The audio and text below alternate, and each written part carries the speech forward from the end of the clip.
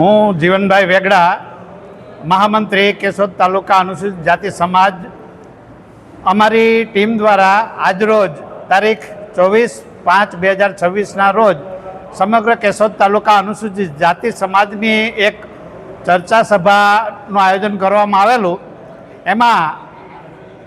ગુજરાતમાં જે પરિવર્તન થઈ રહ્યું છે સામાજિક રીતે, એમ અનુસૂચિત જાતિ સમાજમાં પણ પરિવર્તન થાય અને સમાજમાં જે કંઈ દૂષણો કે વ્યસનો છે, શિક્ષણના વધારાની જરૂર છે અને લગ્ન કે એવા કોઈ પણ પ્રસંગોમાં જે ખોટા ખર્ચા વધી રહ્યા છે એમાંથી સમાજ મુક્ત થાય અને શિક્ષણનું પ્રમાણ વધે, એ માટે અમે કેટલાક મુદ્દાઓ પર આજે ચર્ચા કરી। સમગ્ર